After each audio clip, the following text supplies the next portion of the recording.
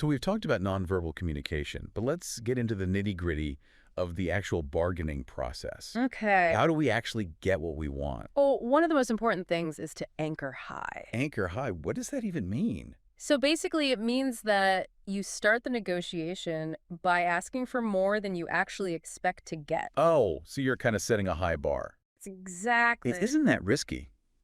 What if they just say no and walk away? Well, there's always a risk, but the idea is that by anchoring high, you're setting a reference point, Okay. and it makes it more likely that you'll end up with a better deal.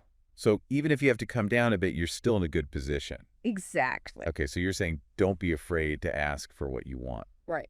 even if it seems a little unreasonable at first. Exactly, because you never know what the other side is willing to give. That's a good point. And another important thing is to never reveal your bottom line. Okay. If the other side knows what your absolute limit is, Yeah. they have no incentive to offer you anything better. So it's kind of like playing poker. You got to keep your cards close to your chest. Exactly. But it's not always about winning or losing, right? Right. Sometimes it's about finding a solution that works for everyone. Absolutely. So how do we do that? Well, I think one of the keys is to be creative. Okay. So instead of just focusing on the price, think about other things that you might be willing to trade.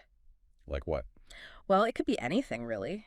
Time, resources, flexibility. Okay. Sometimes by getting creative, you can find a solution that meets everyone's needs. That's a really good point. And of course, one of the most important things is to be prepared. Oh, yeah. Going into a negotiation unprepared is like walking into a battle without a weapon. So how do we prepare?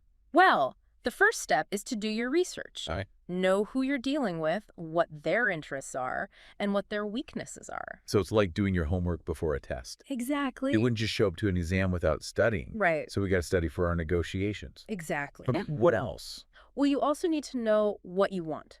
Oh. What are your goals? What are your non-negotiables? Right. And what are you willing to compromise on? So have a plan. Yes. Have a plan and be ready to adjust it as needed. Okay. Because things don't always go according to plan. Right. That's life.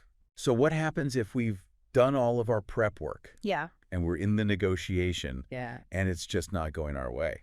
Well, sometimes the best thing to do is to walk away.